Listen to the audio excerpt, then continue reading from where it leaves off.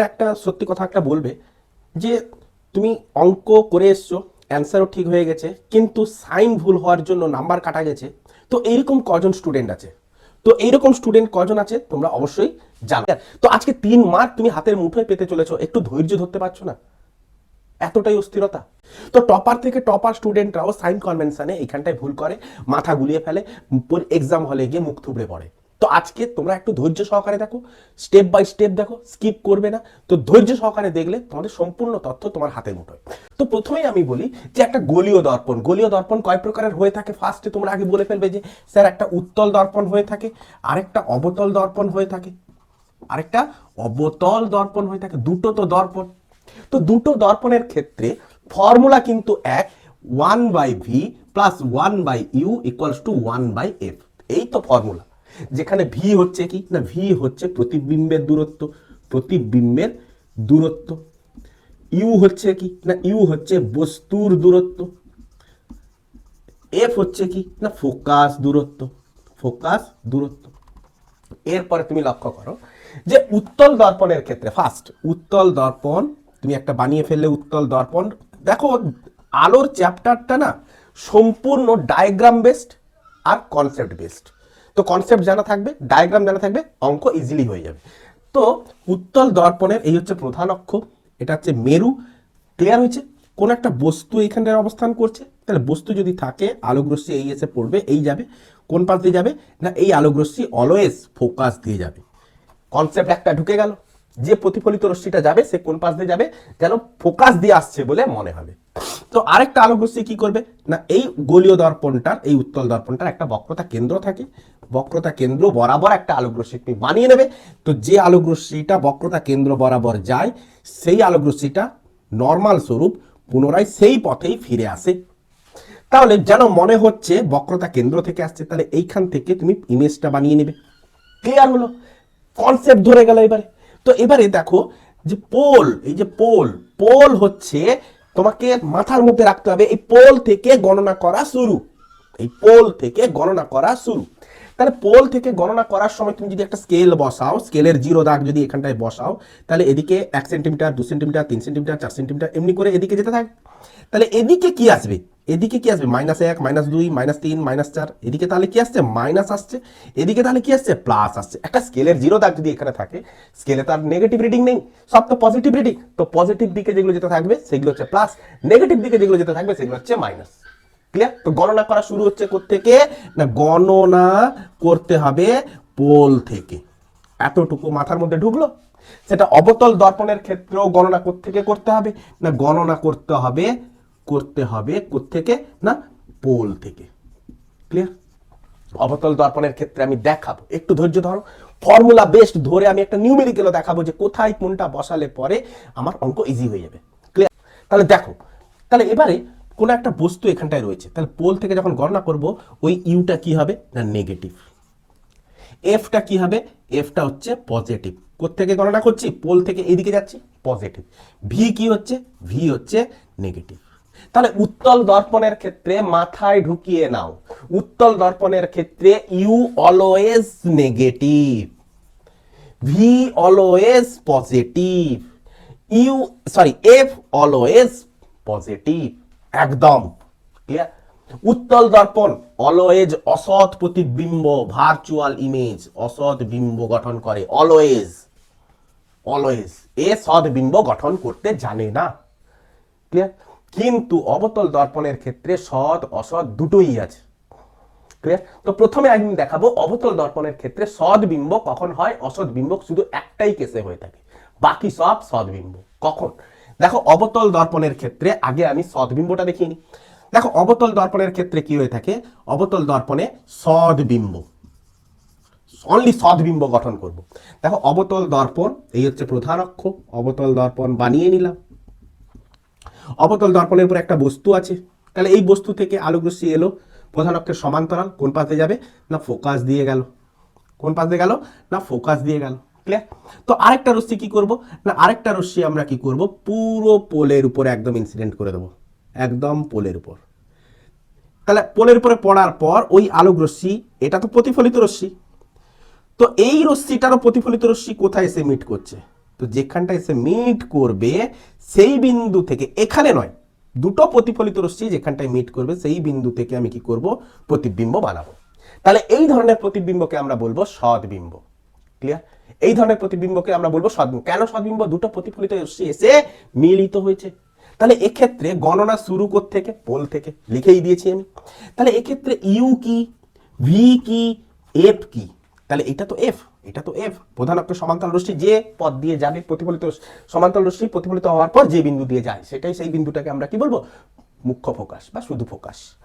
তাহলে এক্ষেত্রে ইউ হচ্ছে, পোল থেকে গণনা করছি, তো এটা হচ্ছে জিরো দাগ, তো জিরোর এদিকে গণনা সব পজিটিভ, এদিকের গণনা সব নেগেটিভ। তাহলে পোল থেকে এদিকে গণনা করছি, u negative, v negative, f negative. Clear হচ্ছে? তাহলে অসদ্বিম্বের, সরি, সদ্বিম্বের ক্ষেত্রে u v f always negative, always. Clear? Always negative u v f সদ্বিম্বের ক্ষেত্রে। আর অসদ্বিম্বের ক্ষেত্রে তাহলে এটা কি ধরনের প্রতিবিম্ব গঠন করলো, সদ্বিম্ব। অসদ্বিম্বের ক্ষেত্রে কি হবে না, অবতল দর্পণ, অবতল দর্পণ অসদ্বিম্ব গঠন করছে, অসদ্বিম্ব গঠন করলো। অসদ্বিম্ব কেবলমাত্র একটাই কেসে গঠন করে থাকে, যে এটা হচ্ছে প্রধান অক্ষ, এটা হচ্ছে ফোকাস, বস্তু যখন ফোকাস আর পোলের মধ্যবর্তী কোনো একটা অঞ্চলে থাকে, তাহলে এটা তো অবতল দর্পণ, এটা তো অবতল দর্পণ। তাহলে বস্তু কোথায় অবস্থান করছে, ফোকাস আর পোলের মধ্যবর্তী কোনো একটা অঞ্চলে যখন অবস্থান করছে। খুব ইম্পর্টেন্ট, এইখান থেকে অঙ্ক খুব এসে থাকে, যেটা 3 মার্ক তোমরা হাতে মুঠে পেয়ে যাচ্ছ। আজকের কনসেপ্ট একদম বেস্ট কনসেপ্ট। তো এখান থেকে আলোক রশ্মি কোথায় এসে পড়েছে, দর্পণের উপরে পড়েছে, ওই দর্পণ থেকে আলোক রশ্মি কোথায় যাবে, ফোকাস দিয়ে যাবে, ফোকাস দিয়ে নির্গত হয়েছে। এরপরে আরেকটা আলোক রশ্মি আমি কি করলাম, পোলের উপরে ফেলে দিলাম, পোল থেকে পড়ার পর তাহলে এটা হয়ে গেছে কি, পোলের উপর পড়ার পর এটা হয়ে গেছে কি অভিলম্ব, এটা আপতন কোণ, প্রতিফলন কোণ কি হবে, সেম টু সেম হবে। ক্লিয়ার? প্রতিফলন কোণ বানিয়ে নিলাম, এটা হচ্ছে প্রতিফলন কোণ আর এটা হচ্ছে আই। তাহলে এই দুটো প্রতিফলিত রশ্মিকে আমার চোখ যদি এখানটায় থাকে, তাহলে কি দেখবে, চোখ যদি এখানে থাকে যে আলোক রশ্মি কোনো একটা বিন্দু থেকে আসছে, তো কোনো একটা বিন্দু থেকে আসছে। ক্লিয়ার? তাহলে যে বিন্দু থেকে আসছে সেটা হচ্ছে এই বিন্দু। তাহলে এই দুটো রশ্মি অ্যাকচুয়ালি এই বিন্দু থেকে আসছিল, এখন মনে হচ্ছে যেন এই বিন্দু থেকে আসছে, তাহলে এই মনে হওয়া বিন্দুটা হচ্ছে এই প্রাইম বিন্দু। তাহলে এই বিন্দু থেকে প্রধান অক্ষের উপর একটা লম্ব বানিয়ে নেব, যেটা হয়ে গেল কি এই বস্তুটার প্রতিবিম্ব। Excuse me. ক্লিয়ার হয়েছে? তাহলে এই যে প্রতিবিম্বটা দেখো, বস্তু অপেক্ষা বড়, অসৎ বিম্ব অলওয়েজ কি করে, বিবর্ধিত করে। খেয়াল রাখবে, অলওয়েজ কি হয়, বিবর্ধিত হয়। তাহলে এক্ষেত্রে ইউ হচ্ছে কি, এক্ষেত্রে ইউ নেগেটিভ, এফ কি, এফ নেগেটিভ, ভি কি, ভি পজিটিভ। গণনা দেখো পোল থেকে পজিটিভে। ক্লিয়ার হলো? তাহলে অসৎ বিম্বে ভিটা হচ্ছে কি পজিটিভ। তাহলে শুধু ফর্মুলা জানলে হবে না, তার সাইন কনভেনশন জানতে হবে, কোথায় ইউ নেগেটিভ কোথায় পজিটিভ। তো প্রথমে আমি যে কোশ্চেনটা নিয়েছি, এই কোশ্চেনটা থেকে লক্ষ্য করো যে একটা অবতল দর্পণ, দেখো এখানে আরে ফর্মুলা তো একটাই, ফর্মুলার কোনো চেঞ্জ নেই, 1/v plus 1/u equals to 1/f। Change কোথায়, সাইনে। সাইন কনভেনশনটাই হচ্ছে সব থেকে মোদ্দা জিনিস। তো অবতল দর্পণের সামনে 20 সেন্টিমিটার দূরে কোনো একটা বস্তু আছে, একটা অবতল দর্পণ বানিয়ে নিলে, অবতল দর্পণ, অবতল দর্পণের সামনে কোনো একটা বস্তু 20 সেন্টিমিটার দূরে আছে। কোত্থেকে গণনা শুরু না, পোল থেকে। দেখো ডায়াগ্রাম আঁকতে থাকো। তো আমি প্রথম থেকেই বলছি, আলো মানে ডায়াগ্রাম আর কনসেপ্ট বেসড, এখানটায় কোনো ফর্মুলা চলবে না। তো 20 সেন্টিমিটার দূরে আছে, তার মানে পোল থেকে বস্তু 20 সেন্টিমিটার দূরে যদি থাকে, গণনা হচ্ছে কোন দিকে, ব্যাক সাইডে। তাহলে ইউ হচ্ছে কি, ইউ হচ্ছে নেগেটিভ, তাহলে -20 লিখতে পারি। আচ্ছা, এবারে বস্তু অবস্থান করলে 4 সেন্টিমিটার ফোকাস দৈর্ঘ্য। আচ্ছা, এই দর্পণটার ফোকাস দৈর্ঘ্য কত বলেছে, 4 সেন্টিমিটার। তো ফোকাস দৈর্ঘ্যটা কোত্থেকে গণনা করব, অবশ্যই পোল থেকে। আর বক্রতা কেন্দ্র যে সাইডে থাকবে ওই সাইডেই তো ফোকাস, ব্যাক সাইডে তো থাকবেই না। ক্লিয়ার? তো ফোকাস গণনা কোন দিকে করছি, তাও সেই নেগেটিভ দিকে। তাহলে এফটাও কি হচ্ছে, -4 সেন্টিমিটার। তাহলে ওই দর্পণ থেকে প্রতিবিম্ব কত দূরে গঠিত হবে, ভিটাকে তোমাকে বার করতে বলেছে। ক্লিয়ার? তাহলে ফর্মুলা তো একটাই, তাহলে 1/v প্লাস 1/u জায়গায় কত বসাবো, -20। ক্লিয়ার? ইকুয়ালস টু 1/f এর জায়গায় কত বসাবো, -4। যার জন্যই তো এইখানটায় টপার থেকে টপার স্টুডেন্টরাও ভুল করে, 95% স্টুডেন্টরাও এই জায়গাটায় ভুল করে, যার ফলে নাম্বারটা হাতছাড়া হয়ে যায়। তাহলে 1/v ইকুয়ালস টু কত, 1/v ইকুয়ালস টু 1/20 মাইনাস 1/4। তার মানে কত হলো, 20, এটা হয়ে গেল 1 - 5, তাই তো? তাহলে কত হলো, মাইনাস অফ 4/20, ক্লিয়ার? তাহলে 1/5, তার মানে মাইনাস অফ 1/5 মানে হচ্ছে ভি ইকুয়ালস টু -5 সেন্টিমিটার। তাহলে ভি কোথায় তৈরি হয়েছে? না ভি তৈরি হয়েছে কোথায়? না ভি তৈরি হয়েছে এইখানটায় কোথাও 4 সেন্টিমিটার, এইখানটায় কোথাও তৈরি হয়েছে ভি, প্রতিবিম্ব এখানে কোথাও তৈরি হয়েছে। আমরা তাই দেখেছি যে একমাত্র দেখেছি কি ফোকাসের মধ্যে যদি থাকে তবে গিয়ে অসৎ প্রতিবিম্ব গঠন করছিল। বস্তু তো অলরেডি ফোকাস 4 সেন্টিমিটার, বস্তু আছে 20 সেন্টিমিটারে, তার মানে কোথায় তৈরি করবে? সৎবিম্বই তৈরি করবে। তাহলে সৎবিম্ব তৈরি করা মানে বস্তু যে পাশে, প্রতিবিম্ব সেই পাশে, দর্পণের সেই পাশে তৈরি হবে। এখানটায় উল্টো সাইডে তৈরি হয়েছিল, বিবর্ধিত হয়েছিল, সমশীর্ষ হয়েছিল, এখানটায় অবশিষ্ট হবে, তাই না? তো ভি হয়ে গেছে কোথায়? -5 সেন্টিমিটার দূরে। এক্ষেত্রে তুমি লক্ষ্য করো 12 সেন্টিমিটার ফোকাস দৈর্ঘ্য বিশিষ্ট অবতল দর্পণের থেকে 8 সেন্টিমিটার দূরে। তাহলে ফোকাস দৈর্ঘ্য হচ্ছে 12 সেন্টিমিটার, বস্তু আছে 8 সেন্টিমিটার দূরে, তার মানে অসৎ প্রতিবিম্ব গঠন করবে, বিবর্ধিত হবে। ব্যাস, সিম্পল ফর্মুলা বেসড নয়, একদম কনসেপচুয়াল ডায়াগ্রাম বেসড। তার একটাই ফর্মুলা 1/v + 1/u = 1/f। তাহলে প্রতিবিম্ব কত দূরে গঠিত হবে? তাহলে 1/v বার করতে বলেছে, প্লাস 1/u, ইউ হচ্ছে কত? না বস্তু আছে 8 সেন্টিমিটার দূরে, 8 সেন্টিমিটার দূরে মানে পোল থেকে নেগেটিভ সাইডে তোমাকে এগোতে হবে।